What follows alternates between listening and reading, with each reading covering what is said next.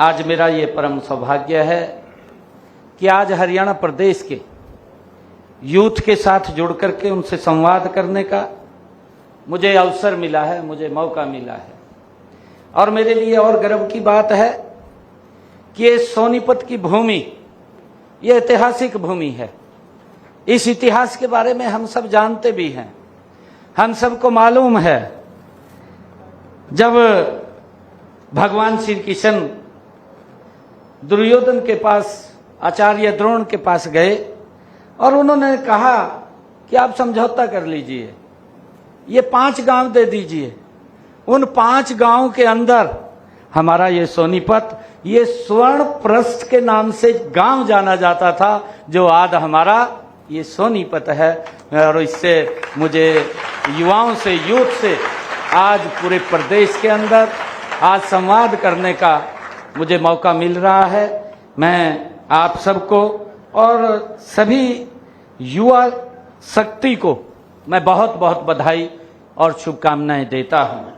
आज इस अवसर पर इस संवाद के कार्यक्रम में हमारे बीच में हमारे प्रदेश की माननीय अध्यक्षा डॉक्टर अर्चना गुप्ता जी, हमारे सोनीपत के विधायक निखिल मदान जी, हरियाणा सरकार में हमारे चेयरमैन, पूर्व में अध्यक्ष भारतीय जनता पार्टी मोहनलाल कौशिक जी, हमारे सोनीपत के मेयर राजीव जैन जी, हमारे भारतीय जनता पार्टी के नेता देवेंद्र कौशिक जी, जिला के हमारे गोहाना के अध्यक्ष विजेंद्र मलिक जी, हमारे सोनीपत के जिला के अध्यक्ष अशोक भारद्वाज जी, और विशेष तौर से मैं धन्यवाद करना चाहूँगा ICS कोचिंग सेंटर के संस्थापक, जिन्होंने आज हजारों लाखों की संख्या में आज हरियाणा प्रदेश के हमारे यूथ के साथ आज रूबरू कराने का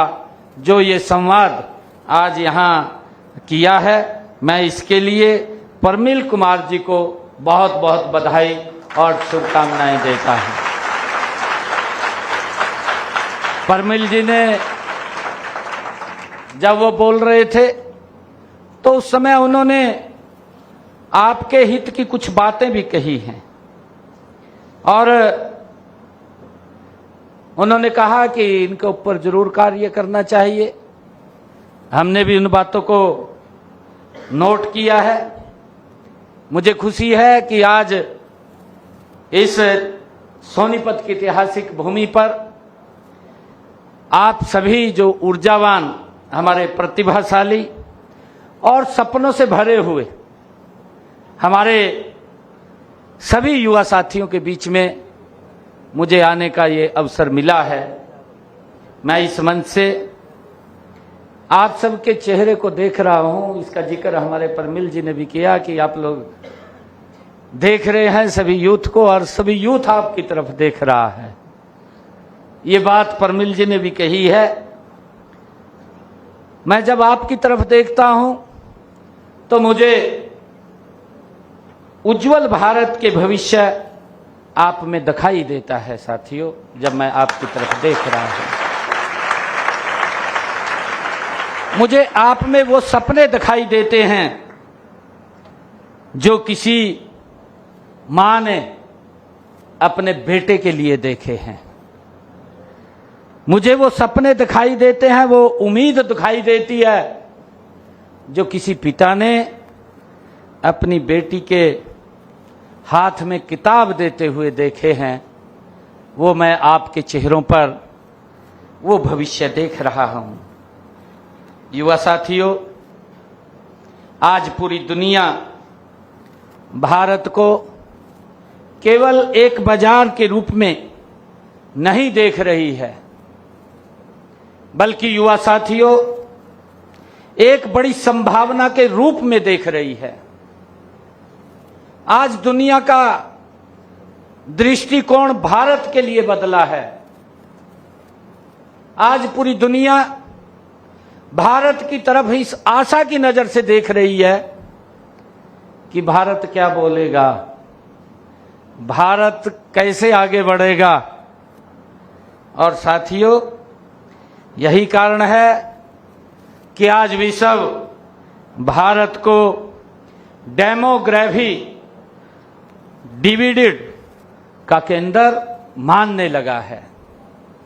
यह हम सब के लिए बड़े गर्व की बात है। एक समय था जब बड़ी उम्मीद, बड़ी आबादी को बोझ कहा जाता था कि इतनी ज्यादा आबादी है, उसको बोझ के रूप में लोग देखते थे। लेकिन आज वही आबादी भारत की सबसे बड़ी पूंजी के रूप में खड़ी हुई है। यह हमारे लिए बड़ी गर्व की बात है। साथियों, दुनिया का विश्वास है, ये दुनिया का विश्वास है कि भारत 21वीं सदी में, साथियों जो 21वीं सदी है वो भारत की सदी होगी। ये दुनिया को विश्वास है, क्योंकि भारत के पास दुनिया की सबसे बड़ी अगर शक्ति कोई है तो हमारे पास सबसे ऊर्जावान साथियों और सबसे नवाचारी और सबसे प्रतिभाशाली युवा शक्ति है। ये हम सब के लिए बड़े गर्व की बात है। साथियों, मुझे खुशी है देश के यशस्वी प्रधानमंत्री नरेंद्र मोदी जी हमेशा कहते हैं कि युवा शक्ति भारत के संकल्प को सिद्ध करने की सबसे बड़ी ताकत है। भारत के संकल्प को सिद्ध करने की सबसे बड़ी ताकत है, ये आदरणीय नरेंद्र मोदी जी कहते हैं। साथियों, मैं जानता हूं कि जब कोई युवा 12वीं पास करता है या कॉलेज ग्रेजुएट होकर के निकलता है, और साथियों तो उसके सामने संभावनाओं के साथ साथ कई साथियों चुनौतियां भी खड़ी होती हैं। युवा साथियों, प्रतियोगी परीक्षाओं की तैयारी करना कोई आसान काम नहीं है। मैंने कहा है कि उसके जो तपस्या आपकी है उसको कोई जानता नहीं है। आपके पैरों में कितने छाले पड़े हैं, आपने कितनी मेहनत की है, कोई नहीं जानता इस बात को। और साथियों, आपने कितनी रातों की नींद खोई है। जब लोग अच्छे से नींद लेते हैं उस समय आपके हाथ में किताब होती है, आप पढ़ते हुए लगे रहते हैं। ये किसी को नहीं मालूम है। अकेले बैठ करके आप पढ़ते रहते हैं, निरंतर परिश्रम आप करते रहते हैं। गर्मी हो, सर्दी हो, असफलता के डर से लड़ना पड़ता है, और सामाजिक जो दबाव होता है युवा साथियों, उसको भी आपको झेलना पड़ता है। कई प्रकार के बातें बोल देते हैं, माँ बाप भी कहते हैं, कई बार उनको लगता है कुछ न कुछ बोल देते हैं, उसको भी हम सहन करते हैं, उसको भी झेलते हैं।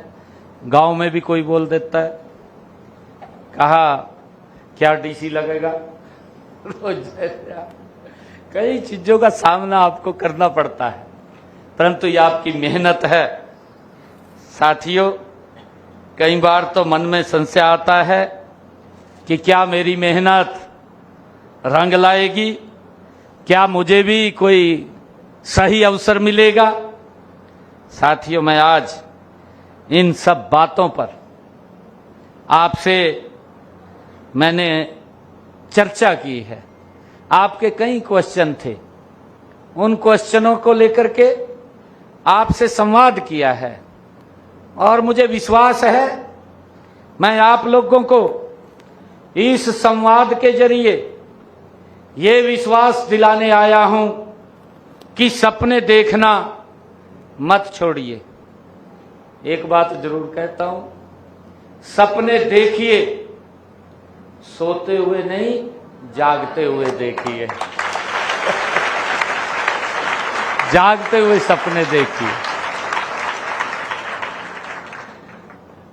और आपके सपनों के पीछे अब केवल आपका हौसला नहीं है, आपकी बल्कि आपकी अपनी सरकार भी आपके पीछे मजबूत कंधे से कंधा मिला करके खड़ी है। आपके सपनों को दबने नहीं देगी। ऐसी सरकार आपके पीछे खड़ी है। यही कारण है कि हरियाणा सरकार ने व्यवस्था बदलने का ये साहसिक निर्णय लिया है, जिसका जिक्र कई बार देश के यशस्वी प्रधानमंत्री आदरणीय नरेंद्र मोदी जी ने भी किया है। मुझे ये याद है इस बात का, क्योंकि जब मुझे 12 मार्च को 2024 को ये जिम्मेवारी पार्टी ने, आदरणीय मोदी जी ने मुझे दी थी,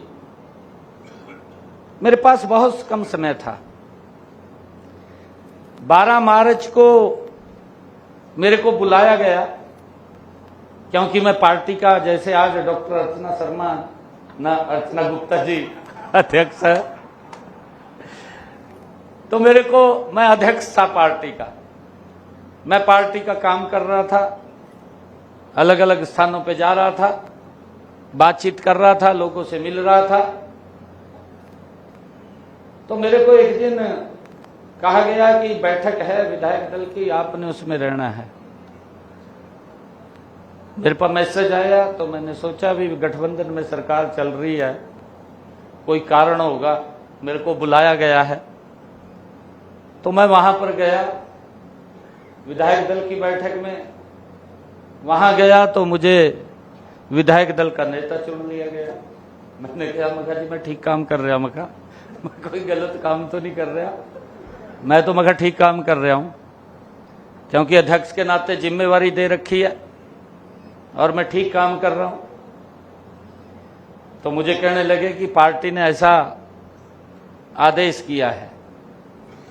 मुझे खुशी है आप लोगों के बीच में बताते हुए, क्योंकि हम सब साधारण परिवार के बालक हैं। मेरे परिवार से कोई पंचायत मेंबर भी नहीं लड़ा। ये नरेंद्र मोदी जी भारतीय जनता पार्टी की नीति है कि प्रदेश के मुखिया के रूप में, एक सेवक के रूप में बैठाने का काम वो किया है। तो बहुत बड़ी बात है। नहीं तो सारी जिंदगी इसी पीछे लड़े रहा। कहा जी मेरा बेटा बढ़ागा, कहा और नहीं कोई बढ़ सकता, बेटा बढ़ागा, यह लड़ाई रहा। और ये बड़ी दुर्भाग्यपूर्ण थी। देश को गर्त में धकेलने का काम किया है इस सोच ने। मैं सभी युवा साथियों से, आज प्रदेश के अलग अलग क्षेत्र से युवा जुड़ रहे हैं, मैं सभी का दिल से आभार भी व्यक्त करता हूं, दिल से धन्यवाद भी करता हूं। परंतु साथियों, युवा साथियों, मैं कहना चाहता हूं, आज देश उस दोराहे पर खड़ा है। आज दो विचारधाराओं के अंदर देश चल रहा है, दो विचारधाराओं में। एक विचारधारा नरेंद्र मोदी जी की है, जिनकी सोच है मेरा भारत ये दुनिया का नंबर 1 का देश बने। इस विचार को लेकर के नरेंद्र मोदी जी काम कर रहे हैं। दूसरा विचार आपके सामने है, समय समय के ऊपर आप देखते भी हैं, अच्छा काम भी करें उसका भी विरोध करना। भाई इतने काम हो गए यहाँ 12 साल के अंदर, जिसकी चर्चा लोग कर रहे हैं, कुछ ना कुछ तो नजर आ रहा होगा भी भाई अच्छा काम कराया। अटल बिहारी वाजपेयी जी ने, जब इंदिरा गांधी ने अच्छा काम किया तो विपक्ष में होते उसकी प्रशंसा भी की, और जब कोई गलत काम किया डट करके जनता के बीच में जाकर के उसका विरोध भी किया। यह विपक्षी दल का दायित्व है। विपक्षी दल का यह दायित्व नहीं है झूठ फैलाना, गुमराह करना, झूठ बोल करके अपनी राजनीतिक दुकानदारी चलाना। ये गलत, इसको हम नहीं मानते हैं, ये नहीं होना चाहिए। हाँ गलत है कोई, हमें भी मालूम होता है, परंतु हमें बताना चाहिए कि ये गलत है, पता लगे, उसको विड्रॉ करेंगे, तुरंत करेंगे। सरकार है ना, अगर कोई काम करेगी, काम कर रहे हैं तो उसको वापस भी कर सकते हैं। उसको, हमने तो जन के हित में काम करना है, हमने युवाओं के हित में काम करना है। मैं आपको बताना चाहता हूं कि अभी आईसीएस सेंटर्स के अंदर आप लोग इतनी भारी संख्या के अंदर कोचिंग ले रहे हैं, अभी प्रमिल जी ने इस बात को कहा भी है कि अगर आपकी ये नीति नहीं होती ट्रांसपेरेंसी की तो एक भी बच्चा यहां दिखाई नहीं देता। ये बात प्रमिल जी ने कही है। इसके पीछे कितनी ताकत लगी है, इसके पीछे बहुत सारे ऐसे लोग हैं, इसको फेल किया जाए। परंतु अगर कोई गड़बड़ करता है, कर देता है कोई ना कोई किसी के दिमाग में, क्योंकि किसी के हाथ में अगर कलम है, उनने तो कलम ही गमानी, हमें तो पता नहीं चलता। परंतु जब पता चलता है तो उसके खिलाफ सख्त कार्रवाई भी होती है। एक अधिकारी तक के व्यक्ति को तुरंत टर्मिनेट करके, जब अगर उसने कुछ गलत किया था तो उसको जेल की सलाखों के पीछे भी डालने का काम इसी सरकार ने किया है, किसी और सरकार ने नहीं किया। उसके ऊपर कार्रवाई हुई है। अगर हमारे बच्चों के साथ कोई खिलवाड़ किया है तो उसके खिलाफ कार्रवाई भी सख्त की गई है। उसी को लेकर के आदरणीय प्रधानमंत्री जी ने सख्त कानून बनाया है। और मैं आपको बताना चाहता हूं कि हमने एक कार्यक्रम बच्चों का शुरू किया, शायद आपके ध्यान में होगा, कई बच्चे उसको जानते होंगे जो यहां बैठे हैं। मिशन बुनियाद है, सारे जानते हैं।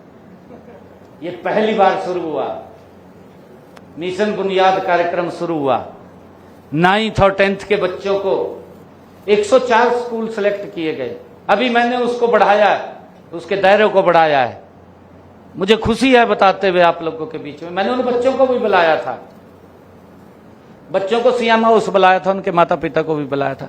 गरीब परिवार के बच्चे, गवर्नमेंट स्कूल में पढ़ने वाले बच्चे, एजुकेशन बोर्ड ऑफ भिवानी के अंडर पेपर देने वाले बच्चे, सीबीएसई के अंडर नहीं, एजुकेशन बोर्ड ऑफ भिवानी, उसके अंडर पेपर देने वाले बच्चे 104 स्कूलों को सेलेक्ट किया, मिशन बुनियाद कार्यक्रम शुरू किया। उनको अलग से पढ़ाई की गई, उनका टेस्ट लिया गया। उन बच्चों में से हमने 400 बच्चे सेलेक्ट किए। सुपर 100 कार्यक्रम चलाया। उसके तहत उन बच्चों को जिनको 11वीं और 12वीं में एडमिशन दिया, 9वीं 10वीं के बच्चों का, 10वीं के बच्चों का टेस्ट लिया, 11वीं में एडमिशन दिया, 400 बच्चों को हमने उसमें रखा। अब जब ये रिजल्ट आया, मुझे खुशी है, वो 400 बच्चों में से जो गरीब परिवार के बच्चे हैं, जो सरकारी स्कूल के अंदर पढ़ते हैं, वो बच्चे 400 बच्चे जो सुपर 100 के अंदर वहां पढ़ रहे थे, जब रिजल्ट आया 12वीं का, 12वीं के बाद उन्होंने जो ऑल इंडिया रैंक का टेस्ट दिया, आज देश की ऐसी कोई आईआईटी नहीं है, ऐसा कोई एआईआईएम नहीं है, ऐसा कोई एनआईटी नहीं है जिसके अंदर हमारे बच्चों का सिलेक्शन ना हुआ हो, हमारा एडमिशन ना हुआ हो, उन बच्चों के एडमिशन हुए। वो सुपर 100 में से गरीब परिवारों के बच्चे, उनके वहां एडमिशन हुए। और अभी जब ये नीट का रिजल्ट आया, उन्हीं बच्चों में से 70 बच्चे नीट के अंदर सेलेक्ट हुए। 70 बच्चे नीट में सेलेक्ट हुए। सरकार किस तरीके से यूथ को आगे बढ़ाने का काम कर रही है, सोचा है कभी? एक समय था 8वीं तक तो का फेल ही नहीं करना था ना, 8वीं तक फेल नहीं करना। 8वीं तक अगर फेल ही नहीं करेंगे तो बच्चा कैसे बढ़ेगा आगे, सर्वाइव कैसे करेगा? एक वो दौर था और वो दुर्भाग्यपूर्ण था दौर। उसके अंदर कहीं ना कहीं हमारी युवा शक्ति पीछे हटी है। और मैं तो एक बात कहता हूं कि हमारे युवाओं को मंच की आवश्यकता है।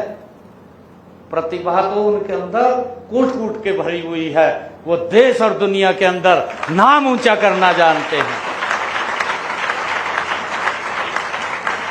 अभी आपने देखा भी है, अभी देखा है, अभी कॉमनवेल्थ के एशियन गेम, एशिया के कॉमनवेल्थ के जो गेम हुए थे, इसके अंदर हमारे बच्चों ने क्या प्रतिभा दिखाई है। देश के अंदर 39 मेडल आए हैं। 39 मेडलों में से 13 गोल्ड मेडल आए हैं। 13 गोल्ड में से 7 हरियाणा के यूथ लेकर के आए हैं। यहां तक नहीं, मैं आपको एक और बात बता रहा हूं, इससे आगे बता रहा हूं। 7 गोल्ड मेडल में से 5 हमारी बेटियां लेकर के आई हैं। ये बहुत ही गर्व की बात है। अगर बच्चों को ठीक दिशा मिलती है, ठीक मंच मिलता है, तो अपनी प्रतिभा को दिखाने में वो पीछे नहीं रहते हैं। परंतु जब मंच नहीं मिलता तो क्या हालात होते हैं आपके सामने, उसका मैं उदाहरण भी आपको बताना चाहता हूं। जब मंच नहीं मिलता, अभी की बात है, अभी परमिल जी ने जिक्र किया है, जेबीटी के हमारे मेवात कैडर का रिजल्ट आया, अभी आया। और सौभाग्य से मेरा उस दिन पुन्हाना में कार्यक्रम भी था, बड़ी रैली थी पुन्हाना के अंदर। मैं पुन्हाना के अंदर गया और रिजल्ट शाम को आया, अगले दिन मेरी रैली थी। तो मैंने वहां पुन्हाना में जब मैं गया मंच पर, तो मैंने सर्च कराया भी पुन्हाना के कितने बच्चे लगे। तो मैंने देखा, तो मैंने मंच से बोला 29 बच्चे पुन्हाना के सिलेक्ट हुए। 29 बच्चे पुन्हाना के। हाँ, सोनीपत के सबसे ज्यादा। परंतु पुन्हाना के मैं सर्च कर रहा था, मंच पे बैठा बैठा मैंने किया, मैं रिजल्ट आया, मैं देखता हूं कितने बच्चे लगे। मैंने मंच से खड़ा होकर के कहा, जब मैं रैली में खड़ा हुआ बोलने के लिए, मैंने मंच से कहा भी इतनी भारी संख्या में लोग बैठे हैं, मैं मंच से इस बात का ऐलान कर रहा हूं कि पुन्हाना के 29 बच्चे रात जो रिजल्ट आया है उसके अंदर सेलेक्ट हुए हैं। गरीब परिवार के बच्चे सेलेक्ट हुए हैं। एक भी व्यक्ति खड़ा होकर के कह दे किसी ने 5 पैसे किसी को दिया हो, बिना पर्ची बिना खर्ची के हरियाणा सरकार के अंदर नौकरी लगे। मैंने यहां तक कहा कि किसी बच्चे को, किसी विधायक, किसी मंत्री, मुख्यमंत्री के चक्कर काटने पड़े हों या उसके माँ बाप को काटने पड़े हों, नहीं तो माँ बाप को तो 2-3 जोड़ियां सुवानी पड़ाती टूट जाती। बच्चा सोचता रहता था अभी किसकी सिफारिश करें, सिफारिश होगी तब जाकर के नौकरी मिलेगी। और सबसे बड़ा अगर शोषण होता था उस कड़ी के अंदर बेटियों का शोषण होता था। बेटियों का सबसे ज्यादा शोषण होता था। शोषण इसलिए बेटियों को होता था क्योंकि परिवार सोचता था कि बेटा नौकरी लग जाएगा, बेटी तो दूसरे घर जाएगी। सबसे ज्यादा शोषण अगर होता था, बेटी के बारे में तो कोई सोचता नहीं था, कहा ये तो दूसरे घर जाएगी, बेटा घर को चलाएगा, उसके लिए प्रयास करते थे। कितना बड़ा शोषण होता था, कल्पना कीजिए आप सोचिए क्या होता था। और ये लोग, ये किस प्रकार का एजिटेशन, भाई अगर किसी ने गलती की है उसके खिलाफ कार्रवाई भी होगी, ऐसा नहीं है हम बख्शेंगे थोड़ी किसी को। हमारी नीति है, हमारी जो नियत है उसके ऊपर कोई क्वेश्चन मार्क नहीं कर सकता। और उसी के कारण से मुझे बड़ा पीड़ा भी हुई, हमारे यूथ को भी पीड़ा हुई। परमिल जी ने जो कहा कि हम लाडवा के अंदर गए थे, परमिल जी पूरे यूथ के साथ वहां आए थे। मैं जिस दिन नॉमिनेशन फाइल करने के लिए गया, क्योंकि झूठ फैलाने के अंदर तो लोग माहिर होते हैं, मैं सारा दिन पूरे प्रदेश के अंदर घूमता था क्योंकि जिम्मेवारी मेरी थी। हर प्रत्याशी सोचता था कि मुख्यमंत्री मेरे चुनाव क्षेत्र में आ जाएं, यहां प्रचार कर जाएं। मैं सुबह 9 बजे निकलता था और शाम को 7-8 बजे मैं हल्के में आता था डेली। तो सुबह सुबह मैं 5 बजे उठता था, 5 से लेकर के 8 बजे तक मैं गांव के कार्यक्रम करता था और फिर वापसी में 7-8 बजे आता था। फिर रात को 9 बजे से लेकर के रात के 12-1-2 बजे तक मैं गांव में घूमता रहता था। एक दिन मैं एक गांव में गया परमिल जी, रात को 11 बजे पहुंचा तो मेरे को हमारे कार्यकर्ता ले गया अलग, कहा जी यहां तो बड़ा दुष्प्रचार हो रहा। मैंने कहा क्या हो रहा बताओ। कहा जी यहां तो लोग यूं कह रहे, कहा इन्हें तो मुख्यमंत्री बनना नहीं है। कहा मुख्यमंत्री तो कांग्रेस का बन रहा, वचन रही का कहने वोट देकर क्या करेंगे कहा। मैंने कहा ये तो और दुष्प्रचार कर दिया। दुष्प्रचार की बात कर रहा हूं, किस प्रकार का दुष्प्रचार करते हैं। कहा जी इसने तो मुख्यमंत्री नहीं बनना, वोट देकर क्या करेंगे कहा, वोट भी खराब होगी। परंतु मैं धन्यवाद करता हूं लाडवा के लोगों का। मेरे पास चाहे समय का अभाव था, परंतु उन्होंने एक एक वोट मुझे दे करके वहां से विधायक बनाने का काम किया। और हरियाणा प्रदेश के लोगों का मैं दिल से आभार व्यक्त करता हूं कि उन्होंने हरियाणा के अंदर तीसरी बार सरकार बनाने का। मेरे पास यूथ इकट्ठा होके आया, लगभग 2000 के करीब मुख्यमंत्री आवास पे 2000 युवा था, बड़ी संख्या के अंदर। मेरे को कहने लगे यूथ आकर के, मुख्यमंत्री जी हम तो आपको एक बात से मिलने के लिए आए। मैं कहा बताओ क्या बात है। मैंने उनकी बात को सुना, मैं कहा बताओ।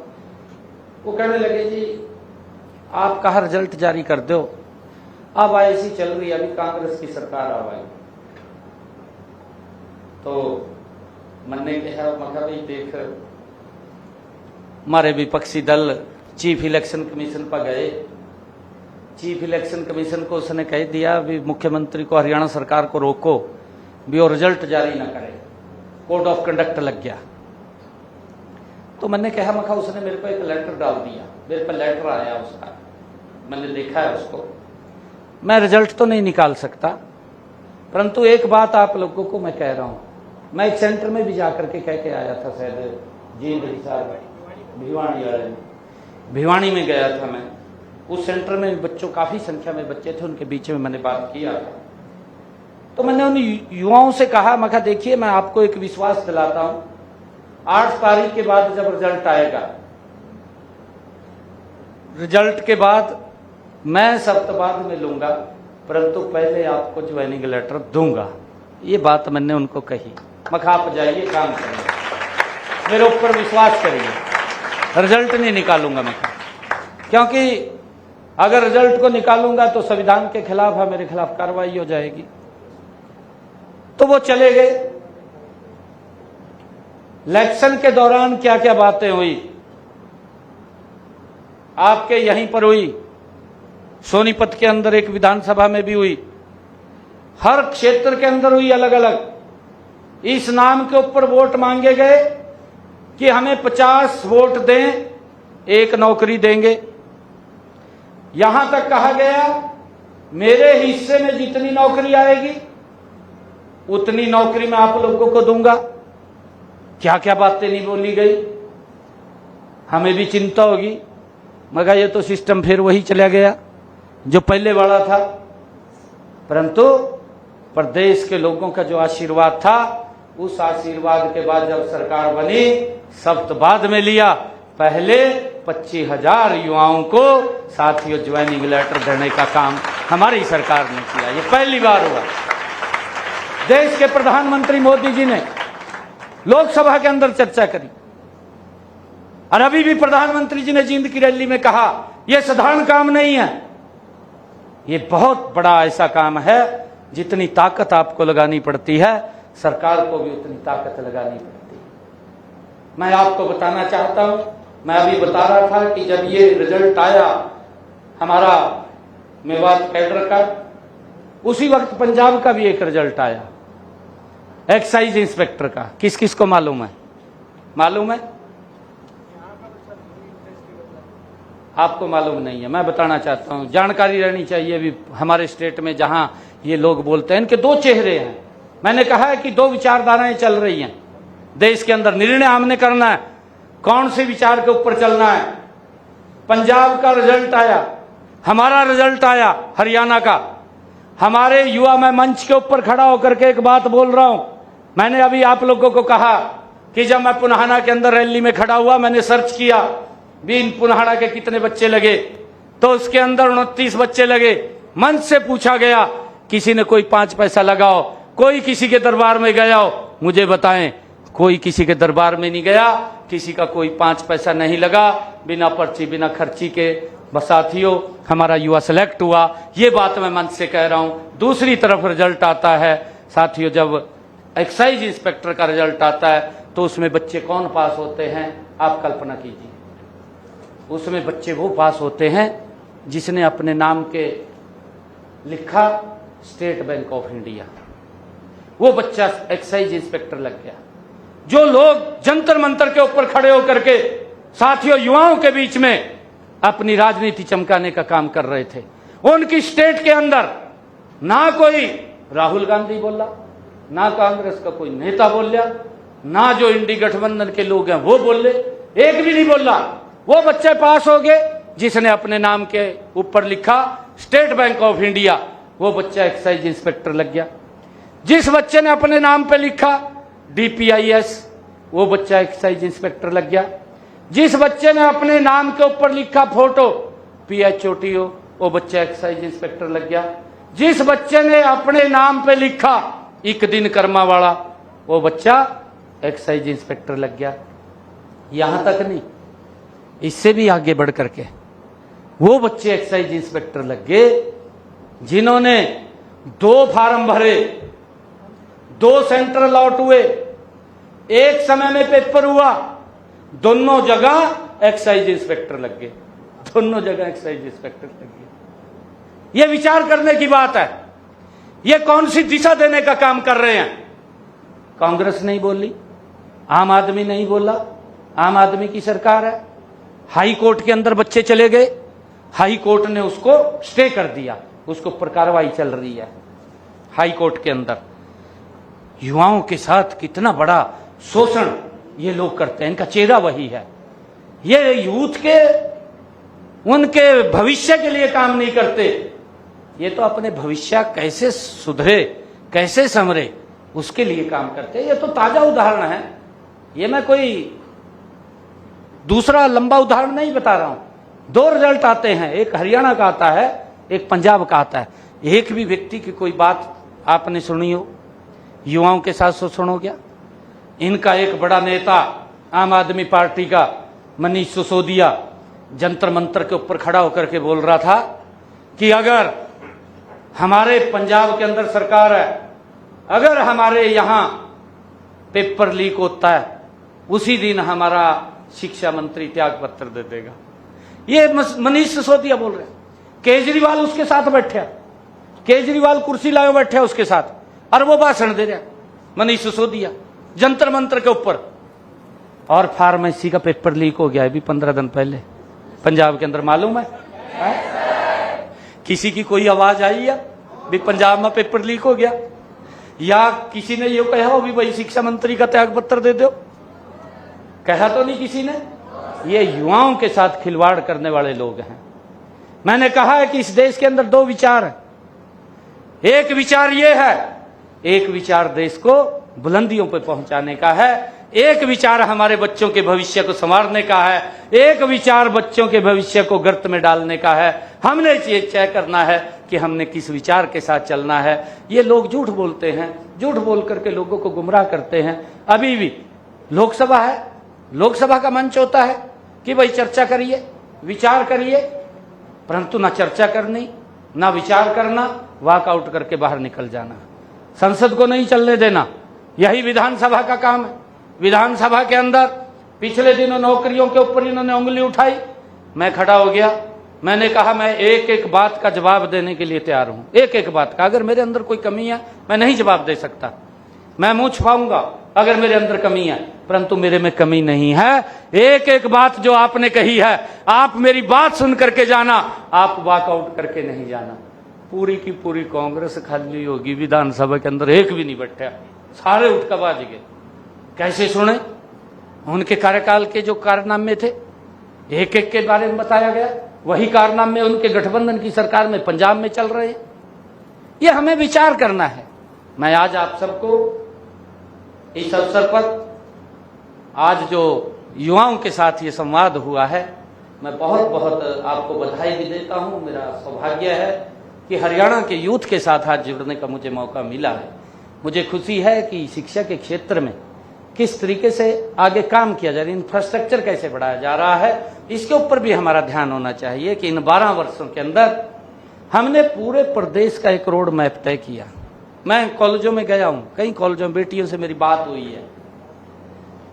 बेटियां पढ़ने नहीं जाती थी। ये तो जो मैंने कहा कि आपका बड़ा शोषण होता था कि जब सिफारिश चलती थी, सिफारिश के अंदर सबसे पीछे आप रह जाती थी, कि परिवार भी सोचता था कि बेटा भाई परिवार को चलाएगा, बेटी तो दूसरे घर जाएगी। परंतु बेटियों को बाहर भी पढ़ने के लिए, हमारी क्योंकि संस्कृति ऐसी है, नहीं भेजते थे दूर पढ़ने के लिए, घर में रहती थी बेटियां। तो एक रोड मैप तैयार किया गया पूरे हरियाणा प्रदेश का कि बेटियों को नजदीक में ही शिक्षा मिले।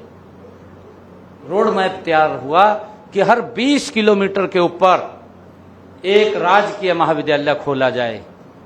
और आज आपके सामने है, हरियाणा प्रदेश के अंदर हम बड़े फख्र के साथ ये खड़े होकर के मंच पर कह सकते हैं कि 12 सालों के अंदर हमारी सरकार ने आज हर 20 किलोमीटर के ऊपर एक राजकीय महाविद्यालय खड़ा कर दिया है।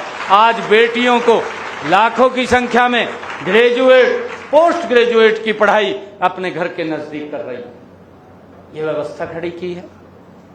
आज हमने पीएम श्री स्कूल हर ब्लॉक के अंदर खड़ा हुआ है, सीबीएसई पैटर्न पे है। संस्कृत मॉडल स्कूल हर 10 किलोमीटर के ऊपर खड़ा हुआ है, सीबीएसई पैटर्न। और अभी इस बजट के अंदर मैंने घोषणा की थी CM triple E school, early English medium schools, हमारे ये सीएम ट्रिपल ई स्कूल्स हमने 250 खोले हैं। हर 5 किलोमीटर के ऊपर एक स्कूल खोलने का निर्णय हमने किया है। उसकी तैयारी बड़ी जबरदस्त चल रही है ताकि हमारे सरकारी स्कूल में पढ़ने वाले, एजुकेशन बोर्ड ऑफ भिवानी से वो एफिलेटेड रहेगा। हमारा बोर्ड भी भिवानी वो खत्म ना हो, हमने उसकी भी चिंता है, वो भी हमारा सर्वाइव करे। पहली से उसके अंदर एक सब्जेक्ट इंग्लिश का हम जोड़ेंगे और उसके लिए हमने हर 5 किलोमीटर के ऊपर निर्णय किया है कि एक स्कूल खड़ा होगा ताकि बच्चों को ये कोई दिक्कत समस्या ना आए, हमारे बच्चे भी आगे बढ़ें। मुझे खुशी है इन्हीं स्कूलों से पढ़ करके हमारे बच्चे आईएएस बनते थे, आईपीएस बनते थे और डॉक्टर इंजीनियर बनते थे। मुझे खुशी है जब मैंने उन बच्चों को बुलाया जो हमारे आईआईटी के अंदर, एनआईटी के अंदर बच्चे सेलेक्ट हुए, उनको बुलाया तो मैंने उनको कहा कि आप में से ही हैं इस देश के कर्णधार। जो आदरणीय प्रधानमंत्री जी का संकल्प है विकसित भारत, उस विकसित भारत के मेन उसको मजबूत करने वाले अगर कोई टीम होगी तो ये यहां बैठी हुई टीम होगी, जो पूरे हरियाणा के अंदर आज ये टीम बैठी है, ये विकसित भारत की टीम होगी, उसको मजबूत करने वाली टीम होगी।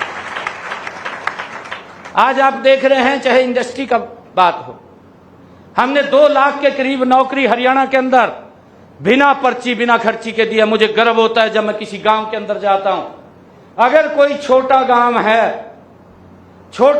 है, अगर हम बात करते हैं जाकर के कितने बच्चे नौकरी लगे हैं, छोटे गांव में से जिसमें आबादी 300, 400, 450, 500 है, 5 से लेकर के 10 लोग ऐसे हाथ खड़ा करने वाले खड़े हो जाएंगे कि मेरे परिवार का बच्चा नौकरी लगा है, बिना पर्ची बिना खर्ची के लगा है।